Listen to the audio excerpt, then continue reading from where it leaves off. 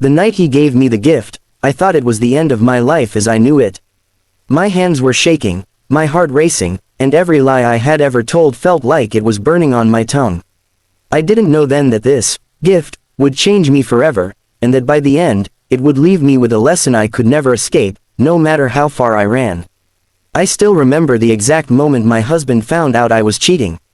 He didn't scream, he didn't throw things or ask endless questions. He just looked at me, quietly, with a pain so deep it scared me more than anger ever could. That look followed me everywhere, even when he turned away. I had been living a double life for months, playing the role of a loyal wife at home while secretly meeting someone who made me feel seen again. Or at least that's what I told myself. In reality, I was chasing validation, excitement, and an escape from the silence that had slowly grown between my husband and me.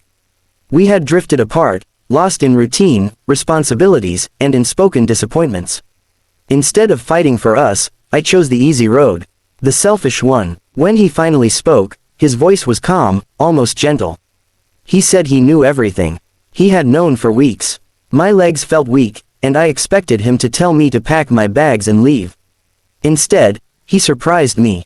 He said he had a gift for me. The word, gift, felt cruel in that moment, like a joke I didn't understand. I cried, begged, apologized in broken sentences, telling him it meant nothing, that it was a mistake, that I was confused. He listened to everything, nodded slowly, and then told me he would give me the gift the next morning. That night, I didn't sleep. I replayed every memory of our marriage, our first tiny apartment, late-night laughter, dreams we used to share.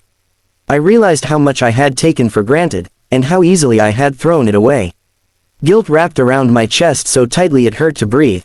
I wondered if the gift would be divorce papers, or maybe something worse, public humiliation, revenge, exposure. By morning, I was exhausted, hollow, and terrified. When the sun rose, he placed a small envelope on the table. My name was written on it in his handwriting, the same handwriting that once left me love notes in my lunch bag. Inside were keys, not just any keys, the keys to my car, our house, and a storage unit I didn't recognize.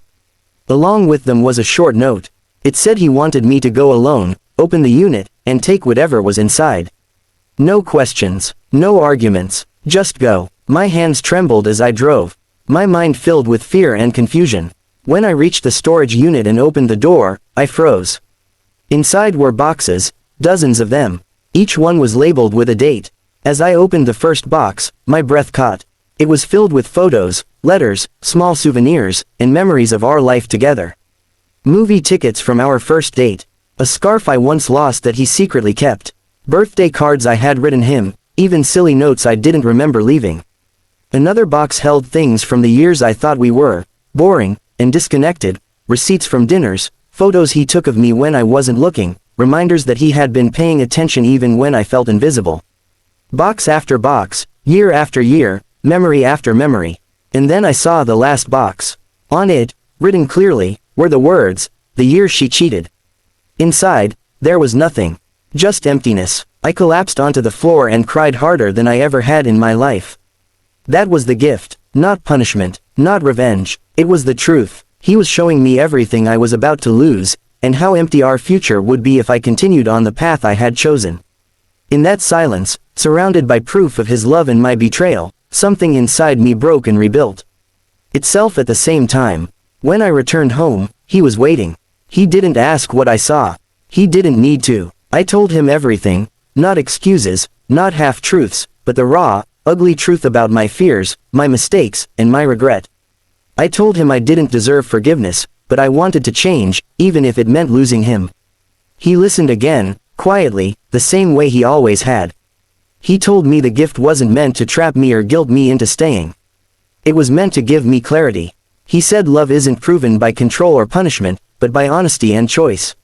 He gave me a choice, to leave and keep chasing temporary feelings, or to stay and do the painful work of rebuilding trust, knowing it wouldn't be easy and might never be the same. I chose to stay, not because I was afraid to be alone, but because for the first time, I truly saw what real love looked like. It looked patient, wounded, and brave. Healing didn't happen overnight. Some days were filled with tears, anger, and doubt. Trust had to be earned slowly, brick by brick. But we talked. We faced the silence instead of running from it. We learned each other again. That gift, the one I thought would destroy me, ended up saving me.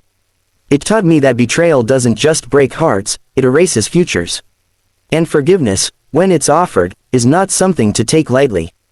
It's a responsibility. Today, when I look at my husband, I don't see the man who caught me cheating. I see the man who loved me enough to teach me the hardest lesson of my life without ever raising his voice. And I carry that lesson with me every day. Excitement fades, attention can be fake, but genuine love, once broken and rebuilt, is the rarest gift of all.